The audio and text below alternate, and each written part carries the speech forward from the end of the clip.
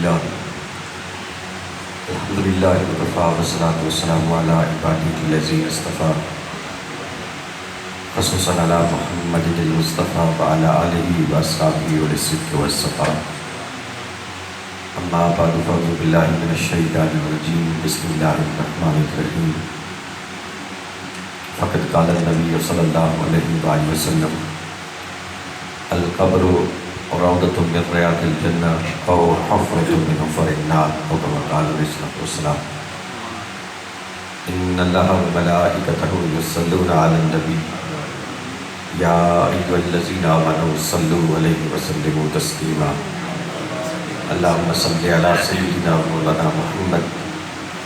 وعلی آل سیدنا مولانا محمد وعلی اصحاب سیدنا مولانا محمد مبارک وسلم الصلاۃ والسلام علیک یا سیدی یا رسول اللہ وعلی آلک واصحابک یا سیدی یا حبیب اللہ الصلاۃ والسلام علیک یا سیدی یا رحمت للعالمین وعلی آلک واصحابک یا سیدی یا شفیع المذنبین۔ حمد و صلوات کے بعد عزت و تکریم کے لائق حضرت علامہ سید عادل حسین شاہ صاحب گیلانی، گرامی مرحوم ناظرین و سامعین، السلام علیکم ورحمۃ اللہ وبرکاتہ۔ آج کی یہ خوبصورت محفل دعا کی محفل ہے، اصال ثواب کی محفل ہے، اللہ اور اس کے رسول کے پاک ذکر کی محفل ہے، اور رب کائنات کا یہ فضل اور احسان ہے جس نے ہمیں اس ببرکت محفل میں حاضری کی سعادت عطا فرمائی۔ اللہ کریم کی بارگاہ میں التجا ہے کہ وہ سب کی حاضری کو اپنی بارگاہ میں قبولیت کا شرف عطا فرمائے، اور اس کی برکت سے حاضرین کو دارین کی سعادتیں عطا فرمائے، اور بالخصوص مرحوم کی بخشش فرمائے، ان کے درجات میں بلندیاں عطا فرمائے، اور انہیں جنت الفردوس میں اعلیٰ مقام عطا فرمائے۔ یہ ماہ مبارکہ تین نسبتوں کا حامل ہے۔ اس ماہ مبارکہ میں نواسۂ رسول حضرت سیدنا امام یاسین مجتبیٰ رضی اللہ تعالیٰ عنہ کی شہادت کا واقعہ بھی پیش آیا۔ اسی ماہ مقدسہ میں عظیم المرتبت صحابی رسول حضرت سیدنا عمار بن یاسر رضی اللہ تعالیٰ عنہ کی شہادت کا واقعہ بھی پیش آیا۔ اسی ماہ مقدسہ میں حضرت امام علی رضا علیہ السلام کی شہادت بھی ہوئی۔ اسی ماہ مقدسہ میں حضرت خواجہ خواجگاں پیر سید میر علی شاہ رحمۃ اللہ علیہ کا وصال بھی ہوا، اور اسی ماہ مقدسہ میں کشتہ عشق رسول اعلیٰ حضرت امام احمد رضا خان فاضل بریلی رحمۃ اللہ علیہ کا وصال بھی ہوا۔ ان شخصیات کے علاوہ بھی کئی جلیل القدر شخصیات ہیں جن کا وصال اس ماہ مبارکہ میں ہوا۔ میں اختصار کے ساتھ تلاوت کردہ کلمات کا سہارا لے کر چند باتیں آپ کی خدمت میں عرض کروں گا۔ اللہ کریم ہمیں حق بیان کرنے کی، سمجھنے کی، تسلیم کرنے کی اور اخلاص نیت کے ساتھ اس پہ عمل پیرا ہونے کی توفیق عطا فرمائے۔ حضور تاجدار کائنات سید عالم صلی اللہ علیہ وآلہ وسلم کا ایک فرمان علی شان ہے۔ آقا فرماتے ہیں کہ القبر روضۃ من ریاض الجنہ او حفرۃ من حفر النار او کما قال علیہ الصلوۃ والسلام۔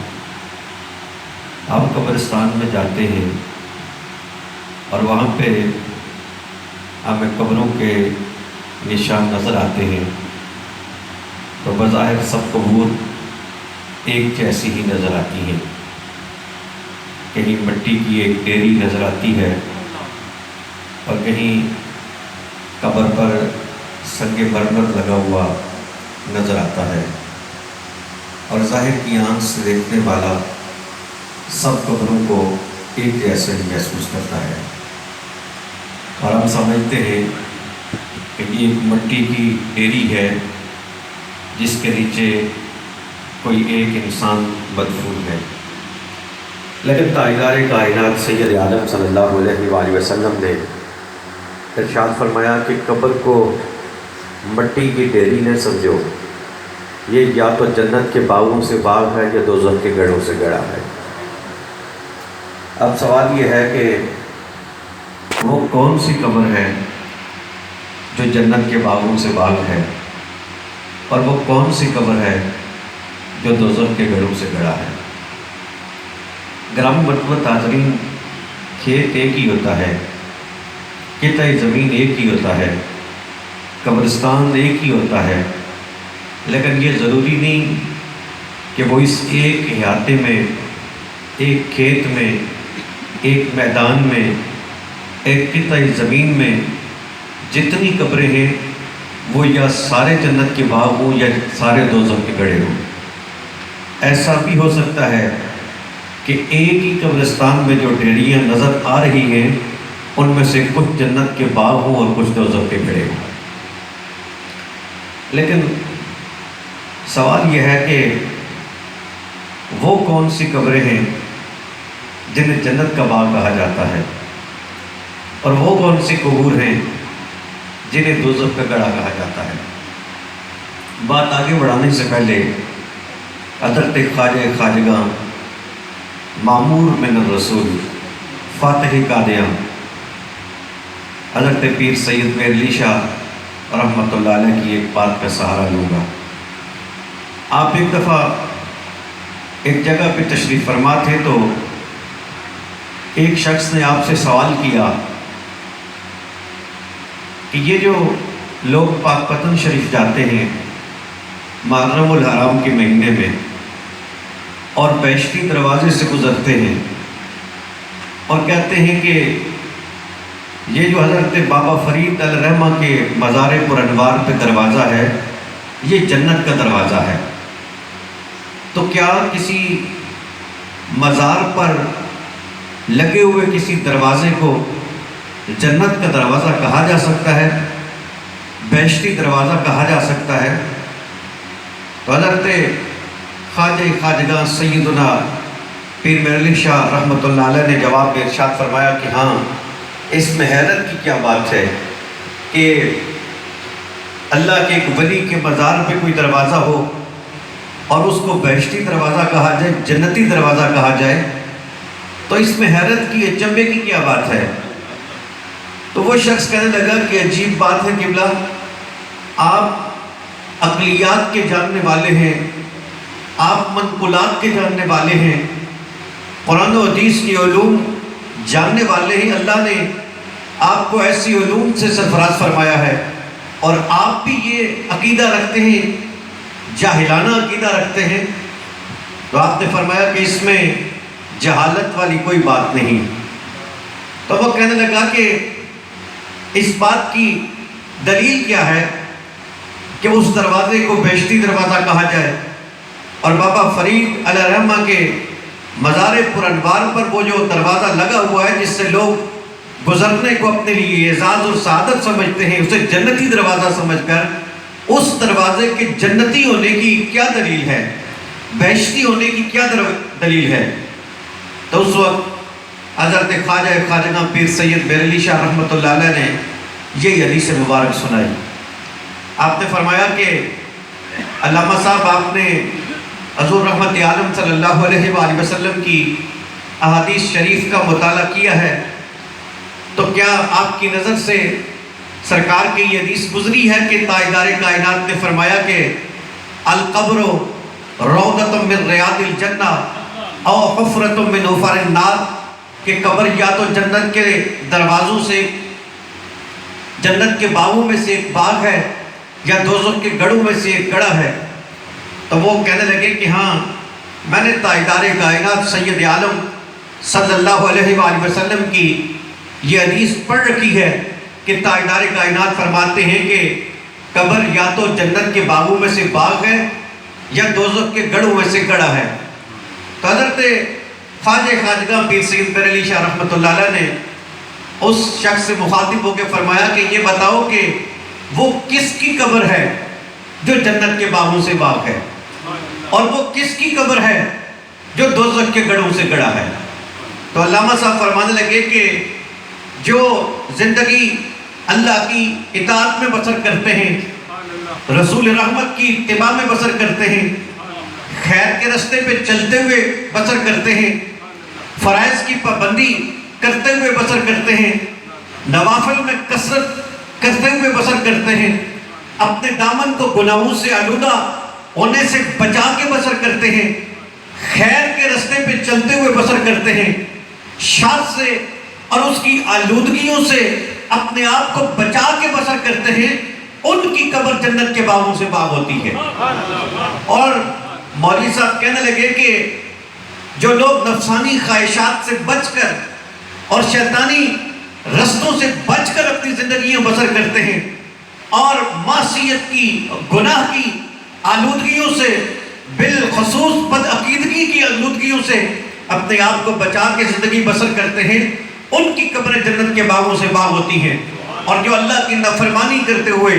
رسول رحمت صلی اللہ علیہ وآلہ وسلم کی سنتوں کو پس پش ڈالتے ہوئے، احکامات خدا بندی سے غفلت برتتے ہوئے، نفسانی خواہشات کے غلام بن کر شیطانی رستے پر چلتے ہوئے گناہ کی دلدل میں دھنس کر زندگی گزارتے ہیں، ان کی قبریں دوزخ کے گڑھوں سے گڑھا ہوتی ہیں۔ جب علامہ صاحب نے جواب دیا تو پیر صاحب نے فرمایا کہ علامہ صاحب اس کا معنی یہ ہوا کہ جو اللہ کے نیک بندے ہوتے ہیں، جو صحیح عقیدے والے ہوتے ہیں، صحیح اعمال والے ہوتے ہیں، ان کی قبریں جنت کے باغوں سے باغ ہوتی ہیں، اور جو نافرمان ہوتے ہیں، معصیت کا ارتکاب کرنے والے ہوتے ہیں، ان کی قبریں دوزخ کے گڑھوں سے گڑھا ہوتی ہیں۔ اتنا فرمانے کے بعد پھر پیر صاحب نے فرمایا اچھا آپ مولوی صاحب یہ بتا دیجئے کہ اگر حضرت بابا فرید رحمت اللہ علیہ کا عقیدہ اور عمل ٹھیک نہیں ہے تو پھر بر صغیر کی دھرتی پر وہ کون ہے جس کے عقیدے کو صحیح کہا جا سکتا ہے اور اس کے عمل کو صحیح کہا جا سکتا ہے؟ اور اگر یہ مانتے ہیں کہ بابا فرید کا عقیدہ بھی سچا ہے، بابا فرید کا عمل بھی سچا ہے، تو ماننا پڑے گا جب حضرت بابا فرید عقیدے اور عمل کے اعتبار سے رفعتوں کی بلندی پہ ہیں، تو ماننا پڑے گا کہ بابا فرید کی قبر مٹی کی عام ڈیری نہیں ہے بلکہ وہ جنت کا باغ ہے، اور جب باغ جنت کا ہے تو اس باغ میں جو دروازہ ہوگا وہ دروازہ بھی تو جنتی ہی دروازہ ہوگا۔ گرامی مرتبہ حاضرین، حضرت نے جب یہ گفتگو ارشاد فرمائی، سرکار کی حدیث پڑھنے والے لاکھوں ہوتے ہیں، لاکھوں لوگ آئے جنہوں نے بخاری شریف بھی پڑھی، مسلم شریف بھی پڑھی، مشکات شریف بھی پڑھی، ترمذی شریف بھی پڑھی، نسائی بھی پڑھی، ابن ماجہ بھی پڑھی، طبرانی بھی پڑھی، مستدرک بھی پڑھی، بہقی بھی پڑھی۔ رحمت عالم صلی اللہ علیہ وآلہ وسلم کی حدیث کو سیکھنے میں لوگوں نے عمریں صرف کر دی، لیکن حدیث کا فہم یہ اللہ کی عطا ہوتی ہے۔ بعض حدیث کے بڑے بڑے ذخیرے اپنے سینوں میں محفوظ کر لیتے ہیں، لیکن ضروری نہیں کہ ہر ایک کو حدیث کا وہ فہم بھی نصیب ہو جائے جو اللہ اپنے خاص بندوں کو عطا فرماتا ہے۔ اور گزشتہ صدیوں میں بالخصوص ہندوستان کی سرزمین پر فہم حدیث کا جو ملکہ اللہ نے حضرت خواجہ خواجگاہ پیر سید مہر علی شاہ علیہ رحمہ کو عطا فرمایا، وہ انہی کا حصہ تھا۔ کوئی بات تو تھی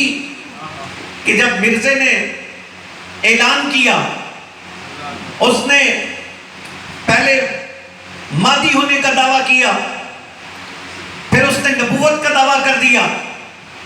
اور جب اس نے میدان میں للکارا تو ہندوستان کی سرزمین علماء سے، محدثین سے، مفسرین سے، متکلمین سے، معقولات اور منقولات پہ دسترس رکھنے والوں سے بری ہوئی تھی، لیکن کوئی بات تو تھی کہ مرزے کے مقابلے میں نکلے تو حضرت مہر علی نکلے، اور حضرت مہر علی شاہ رحمت اللہ تعالیٰ علیہ جو مرزے کے مقابلے میں نکلے، یہ حضرت خواجہ خواجگاہ پیر سید مہر علی شاہ رحمت اللہ علیہ پر تاجدار کائنات کا ایک خاص کرم تھا.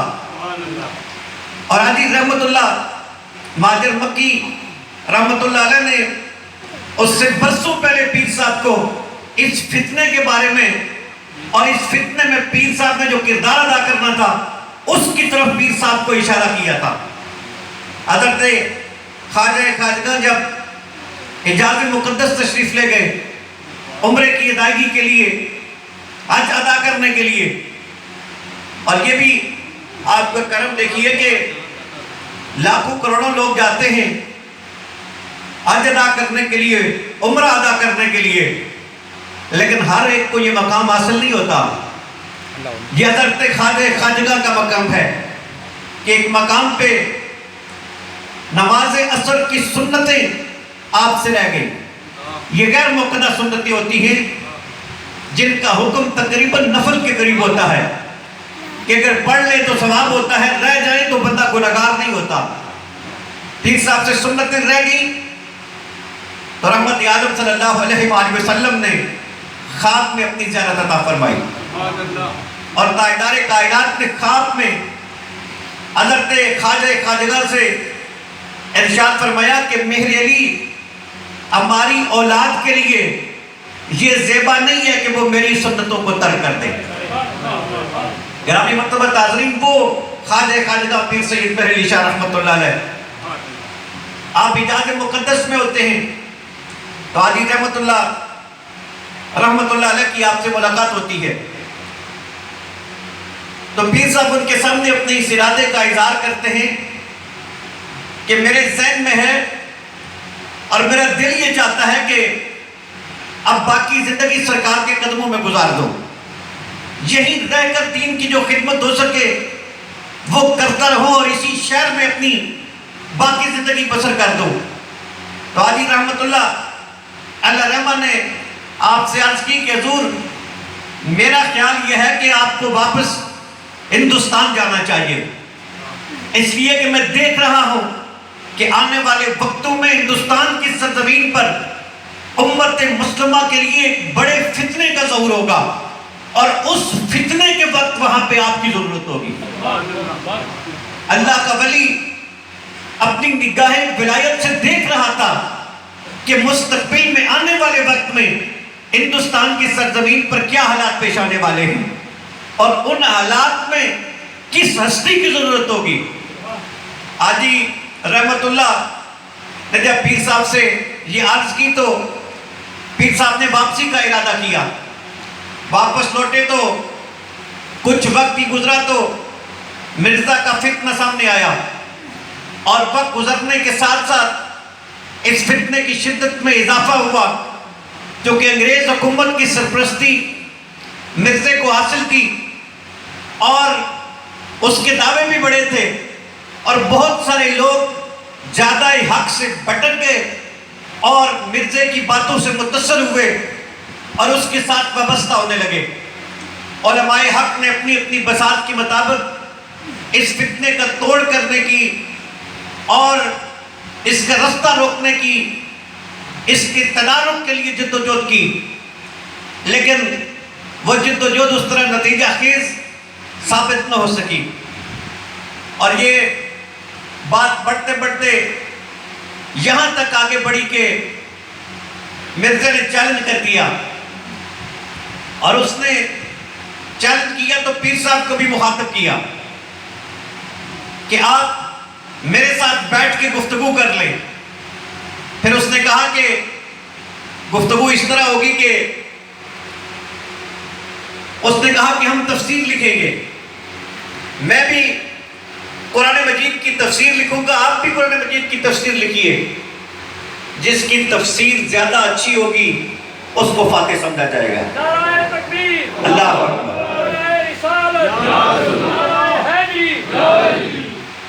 جس کی تفسیر زیادہ اچھی ہوگی اسی کو سچا مانا جائے گا. پیر صاحب نے کچھ پس و پیش کے بعد اس کی اس بات کو بھی تسلیم کر لیا. آپ نے فرمایا کہ اگر تو چاہتا ہے تو ہم اس کے لیے بھی تیار ہیں، لیکن یہ کیا بات ہوئی کہ تو دعویٰ کرتا ہے نبوت کا اور کہتا ہے کہ میرے پاس بھی کاغذ قلم ہو، آپ کے پاس بھی کاغذ قلم ہو اور تفسیر لکھی جائے. آپ نے فرمایا تفسیر لکھی جائے گی لیکن اس طرح نہیں لکھی جائے گی. تفسیر اب اس طرح لکھی جائے گی کہ میں بھی کاغذ قلم رکھ دوں گا، تو بھی کاغذ اور قلم رکھ دے گا. تو اپنے قلم سے کہے گا کہ لکھ، اور مہر علی اپنے قلم سے کہے گا لکھ. جس کا قلم خود لکھے گا اس کو سچا مانا جائے گا. حضرت گرامی، حضرت قبلہ پیر مہر علی شاہ علیہ رحمہ نے جو دعویٰ کیا، یہ دعویٰ کرنا کوئی آسان نہیں تھا. اور پیر صاحب سے بعد میں کسی نے پوچھا بھی تھا کہ پیر صاحب آپ نے اتنا بڑا دعویٰ کر دیا، تو آپ نے جو جواب دیا اپنی زبان میں، آپ نے فرمایا کہ کٹا قلعے نے زورا پر کتنا. گویا پیر صاحب نے یہ اشارہ فرمایا کہ جن کے قلعے مضبوط ہوتے ہیں ان کو کسی کا خدشہ نہیں ہوتا. جن کی پشت پر تاجدار کائنات کا دست مبارک ہو وہ مرزے جیسوں کو خاطر میں نہیں لیتے. اور اسی تحریک کے دوران ایک مرتبہ پیر صاحب کے سامنے جب کسی نے بات کی تو آپ نے جواب میں ارشاد فرمایا کہ یہ کیا بات تھی. اگر مرزا کہتا مردے زندہ کرنے ہیں تو مہر علی اس پر بھی راضی ہو جاتا.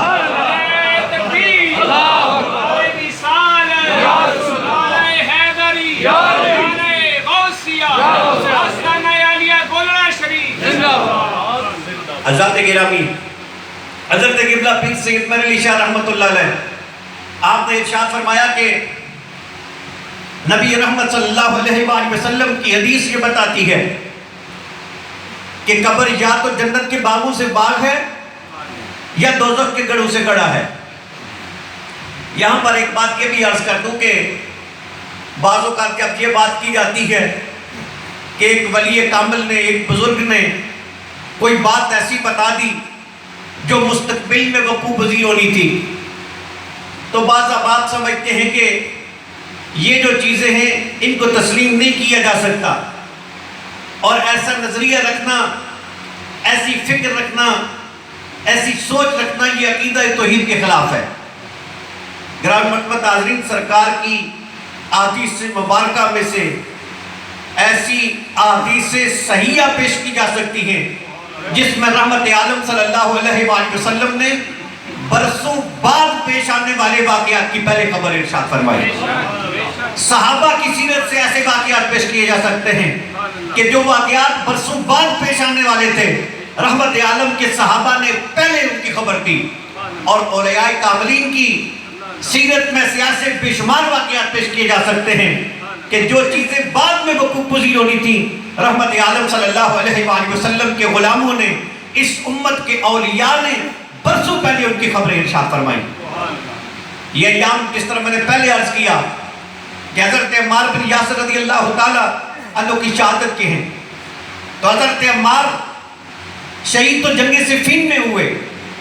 لیکن رحمت عالم صلی اللہ علیہ وآلہ وسلم نے جس وقت مسجد نبوی تعمیر ہو رہی تھی اس وقت سرکار نے بتا دیا تھا کہ عمار شہید ہوں گے. اور پھر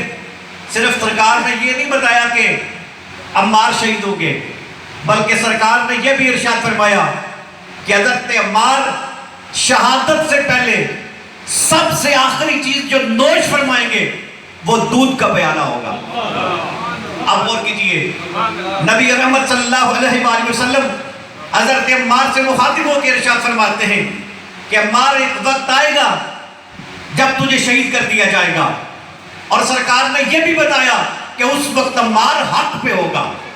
لوگوں کو حق کی طرف بلانے والا ہوگا. اور حضرت عمار بن یاسر رضی اللہ تعالیٰ عنہ رحمت عالم صلی اللہ علیہ وآلہ وسلم کی حیات مبارکہ میں جہاد میں شریک ہوتے رہے، لیکن شہادت آپ کے حصے میں نہیں آئی. تقریباً تمام غزوات میں حضرت عمار رضی اللہ تعالیٰ عنہ سرکار کے ساتھ رہے. اور حضرت عمار کا خاندان وہ ہے کہ شہادتیں اس خاندان کی میراث محسوس ہوتی ہیں. آپ کے والد گرامی کو شہید کیا گیا، آپ کی والدہ کو شہید کیا گیا، آپ خود شہید ہوئے، اور آپ کے بیٹے محمد بن عمار بن یاسر بھی شہید ہوئے. اور حضرت عمار بن یاسر رضی اللہ تعالیٰ عنہ وہ شخصیات میں سے ان شخصیات میں سے ایک ہیں جنہوں نے انتہائی مشکل دور میں اپنے خاندان سمیت تاجدار کائنات کی غلامی اختیار کی. یہ ایام میں جن میں شہداء کا تذکرہ عام طور پہ کیا جاتا ہے کیونکہ محرم شریف کے ایام گزرے ہیں، اور آل بیت اطہار کا تذکرہ ہوتا ہے، رحمت عالم صلی اللہ علیہ وآلہ وسلم کے نواسے کا ذکر ہوتا ہے، شہادتوں کا تذکرہ ہوتا ہے. لیکن یہ پیش نظر رہنا چاہیے کہ اسلام کی تاریخ میں اس دین کی خاطر سب سے پہلی جو شہادت ہوئی وہ حضرت عمار کی والدہ کی تھی. اس دین کے لیے سب سے پہلے جس نے اپنی جان کا نذرانہ پیش کیا وہ حضرت عمار بن یاسر رضی اللہ تعالیٰ عنہ کی والدہ تھی. اور حضرت عمار بن یاسر رضی اللہ تعالیٰ عنہ خود بھی تشدد برداشت کرتے رہے، حتیٰ کہ ایسے ہوتا کہ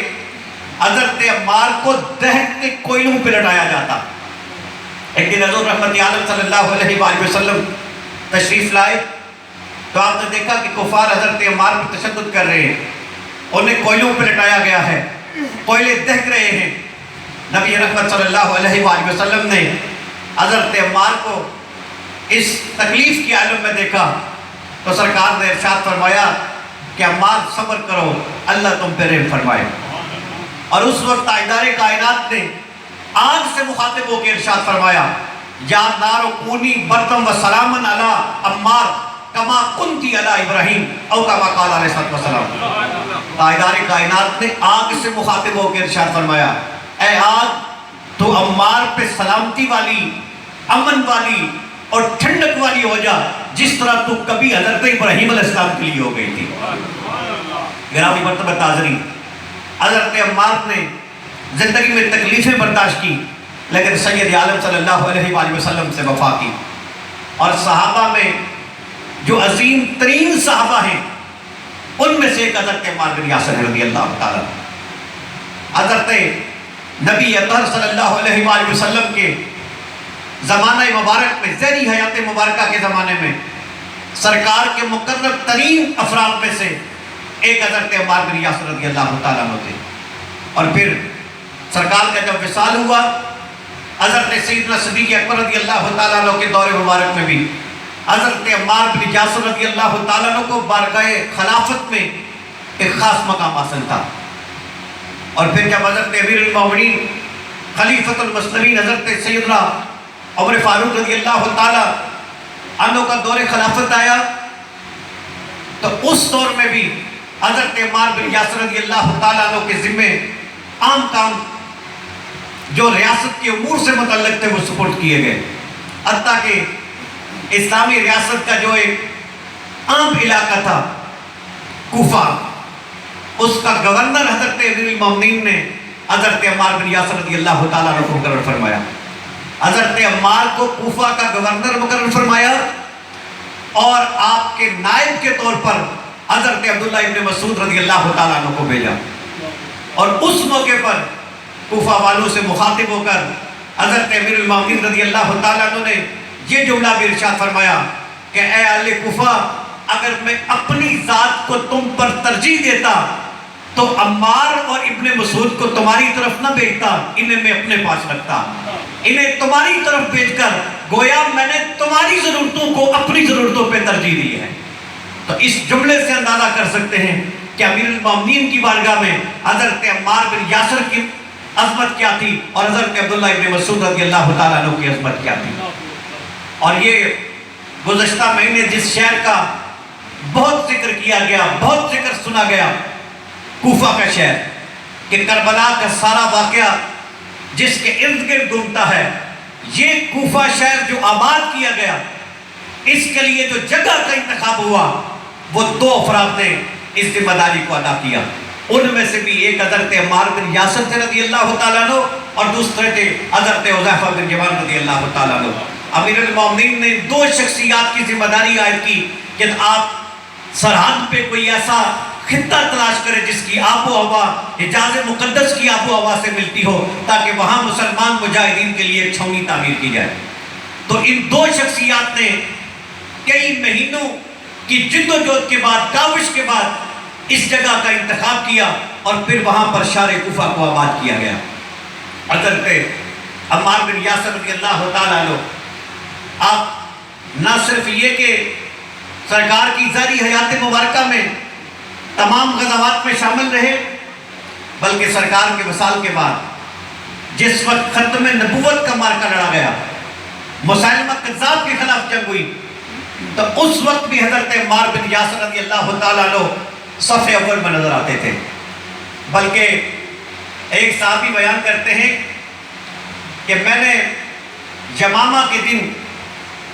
حضرت عمار بن یاسر رضی اللہ تعالیٰ عنہ کو دیکھا، وہ ایک چٹان پہ کھڑے تھے اور ان کا کان کٹا ہوا تھا، لیکن ہلکا سا تسمہ باقی رہ گیا تھا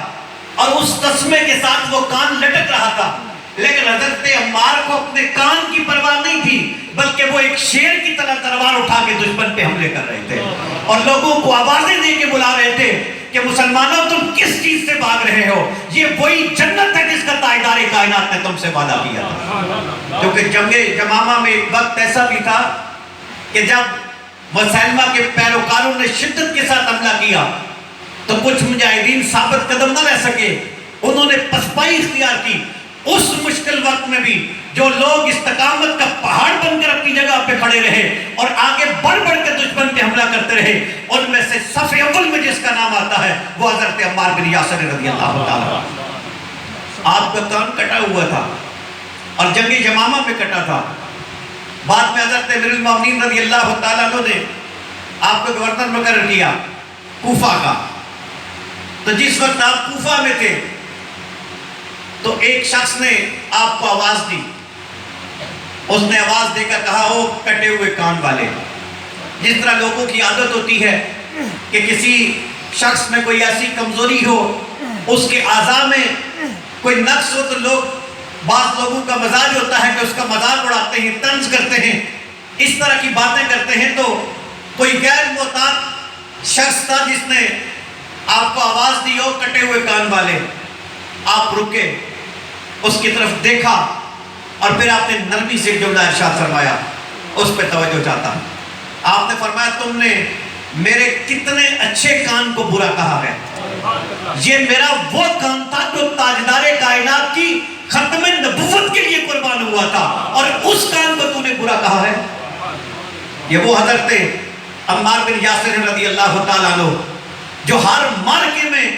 سب سے آگے نظر آیا کرتے تھے۔ اللہ نے آپ کو طویل قد عطا فرمایا، گندمی رنگت تھی، زندگی کے ابتدائی ایام بہت غربت میں بسر ہوئے اور بعد کی ساری زندگی فقر اختیاری میں بسر کی، یعنی جس طرح